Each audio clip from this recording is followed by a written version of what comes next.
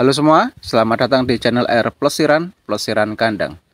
Bagaimana kabarnya hari ini teman-teman? Semoga kita semua sehat selalu dan ternak endok kita diberikan kelancaran, dihindarkan dari segala bibit penyakit. Oke teman-teman, dari video pembuka di awal, apa komentar teman-teman? Pasti teman-teman melihatnya agak lucu ya, ada perilaku endok yang berputar-putar. Ini tidak sedang menari teman-teman, tetapi ini terkena penyakit tetelo. Oke teman-teman, dalam video kemarin atau konten-konten saya yang H-1 Lebaran, saya mengeluhkan beberapa ternak endok saya terkena virus mata biru dan mata putih. Ini imbas dari beberapa ternak endok saya yang sebagian besar saya jual dalam keadaan sakit dan ada pula yang mati sekitar 7 ekor. Oke teman-teman, pada kesempatan kali ini saya ingin berbenah kandang untuk mengatur manajemen awal. Saya tata kembali sehingga ternak endok saya yang saat ini masih tersisa itu tetap bisa sehat, tetap bisa berproduksi kembali. Dalam beternak kita tidak hanya membagikan sesuatu yang sukses, tetapi naik turun sebuah usaha perlu kita bagikan, perlu kita informasikan kepada teman-teman untuk bisa mengambil hikmahnya agar kejadian yang ada di kandang saya tidak terjadi di kandang teman-teman semua.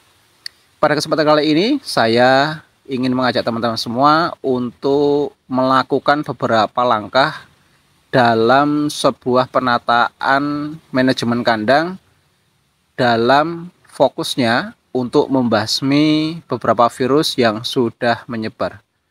Beberapa waktu yang lalu di kandang ini merupakan kandang yang banyak terjadi kematian ternak endok dan diakibatkan karena virus mata biru.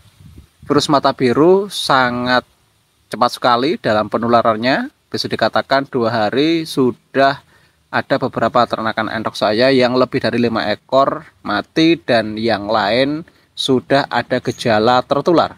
Maka dari itu, dalam langkah awal untuk penyehatan kandang, saya akan melakukan pembersihan kandang, pembasmian kuman dan bibit virus sehingga di dalam pemeliharaan kedepannya endok-endok saya yang masih tersisa ini tetap bisa sehat tanpa terjadi lagi serangan virus mata biru tersebut.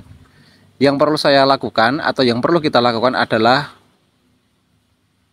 membersihkan lantai kandang terlebih dahulu teman-teman.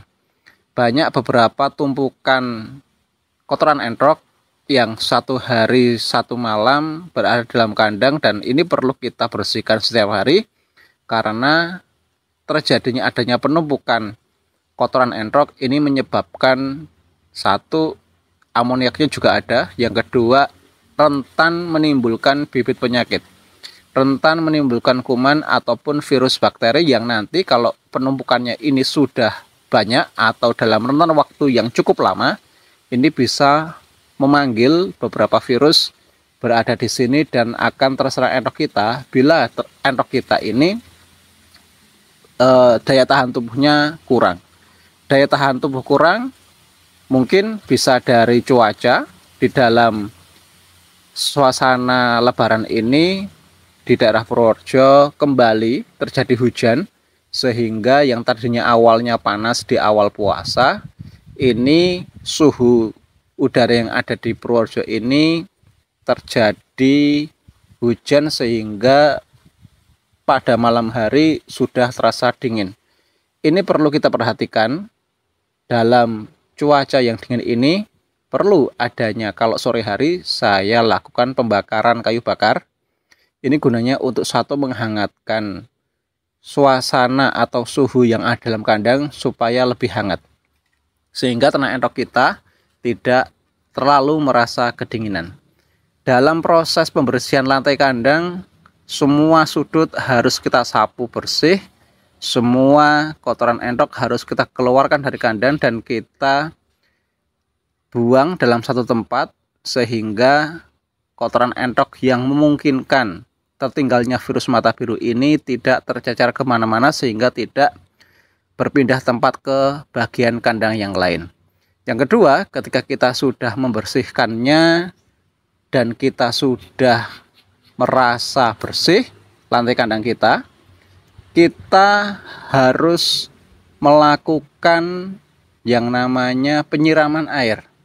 Tetapi pada kesempatan kali ini saya menggunakan bahan yang sangat murah yang dalam berkehidupan rumah tangga kita pasti tidak asing, yaitu dengan deterjen. Deterjen ini cukup murah teman-teman, dan penggunaannya juga cukup manjur ya untuk mematikan bibit penyakit ataupun virus yang tertinggal di dasar kandang karena dimungkinkan terbawa dari penumpukan kotoran ternak endok kita. Yang perlu kita lakukan, kita encerkan atau kita larutkan deterjen ini ke dalam wadah ember ya, atau ke dalam wadah, dan kita kasih air secukupnya sehingga deterjen ini bisa larut dan sampai berbusa. Ketika sudah berbusa, langsung saja kita siram-siram ke semua bagian kandang, ke semua area kandang lantai kandang dasar, sehingga ini bisa memungkinkan membunuh bibit penyakit ataupun serangga-serangga yang memicu terjadinya penyakit atau menimbulkan penyakit. Di dalam proses penyiraman ini tidak ada batasan. Ketika kita mempunyai deterjen yang banyak, monggo silahkan kita larutkan secukup mungkin. Nanti ketika sudah dirasa cukup, langsung kita siramkan ke semua bagian lantai dasar kandang. Jangan sampai ada yang tertinggal, baik yang ada di tengah, di pinggir, maupun di sela-sela area kandang yang tidak terjangkau oleh kaki kita atau tidak terjamah dalam kandang kita. Proses penyiraman ini jangan khawatir teman-teman, tidak membutuhkan waktu lama untuk bisa kering. Karena yang namanya penyiraman dasar lantainya ini tanah, maka akan menyerap air dan nanti efek dari deterjen ini bisa lebih lama. Ketika kita sudah menyiramnya tidak sampai setengah jam, bisa dilihat semua yang tadi awal saya siram sudah kering ya, karena menyerap ke tanah. Berbeda dengan yang dasar kandangnya adalah mester. Ini perlu adanya penyemprotan berulang-ulang sehingga air tidak menggenang dan tidak menimbulkan bibit penyakit ataupun menjadi sarang nyamuk. Ketika kita sudah membersihkan kandang dan menyemprot lantai dasar dengan air deterjen, tidak sampai di sini teman-teman, ada satu fase lagi yaitu fumigasi. Fumigasi ruangan kandang. Saya menggunakan kayu bakar dengan sekam padi. Ini gunanya ketika kayu bakar ini sudah menjadi bara api, langsung saja kita bubuhkan sekam padi, gunanya untuk menimbulkan yang namanya asap ya, menimbulkan asap sehingga asap ini mampu menetralisir semua bagian area kandang yang ada di udara maupun yang ada di sela-sela kandang yang tidak terjangkau dengan air. Ritual ini atau rutinitas ini saya lakukan setelah endok saya terkena mata biru dan mata putih teman-teman. Beberapa waktu lalu saya tidak pernah melakukan hal ini karena ya saya anggap endok saya sehat-sehat saja, ternyata endok saya terkena mata biru dan mata putih. Jadi ini keteladanan saya, yang namanya penjagaan sanitasi lingkungan tidak saya lakukan setiap hari atau tidak saya lakukan secara intensif sehingga ternakan endok saya habis teman-teman di H-1 sebelum lebaran.